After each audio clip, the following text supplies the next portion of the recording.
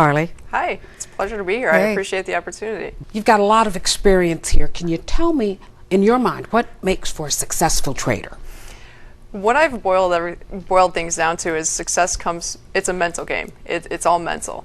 I've seen traders take, one trader versus the other take the exact same strategy and come up with a different result. And I think it all comes down to being able to handle the pressure of a market going against you, being able to deal with the markets going in your favor, and it comes down to how you can handle the pressure when the money's on the line and when the markets are moving. How do you handle that type of pressure?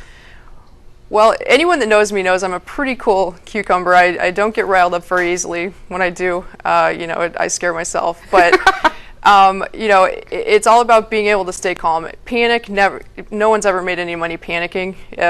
Panicked traders tend to, get out at the exact worst time, and it just makes for a very expensive lesson. So the trick is to be able to stay calm. It's easier said than done, but I think it's something that just comes with experience, and the more you do it, the more the better you are at handling adverse situations. What advice would you give to the novice trader that's dealing with those emotions? Well, unfortunately, it's something that comes, like I said, with experience. So really the trick is start slow, small positions, quiet.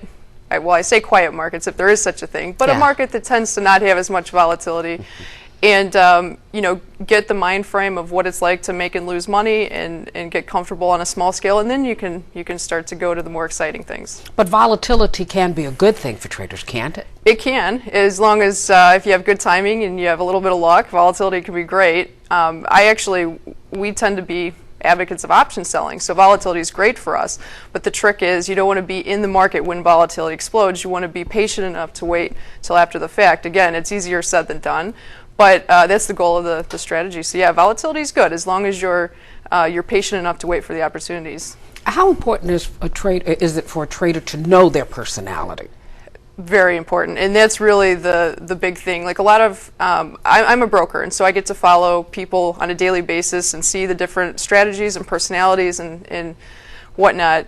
And one of the biggest mistakes I can tell you is, they see someone on TV that is bullish, a particular market, or they're bearish a particular market, and so instead of deciding, hey, this is my personality, this is what I'm comfortable with, they see what the guy on TV is doing, or what they're reading a newsletter, and so they try to follow other traders, and that's good. It's good to get ideas from different places, but you want to make sure that you agree with it, because if you're putting all your faith into somebody else, you're not going to emotionally be able to handle the trade.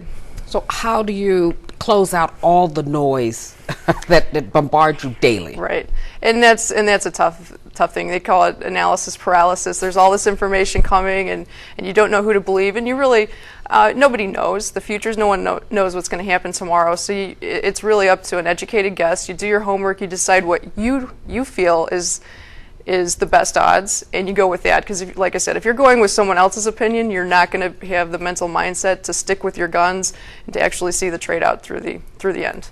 Carley, thanks for stopping by and talking with me today. It's a pleasure to be here.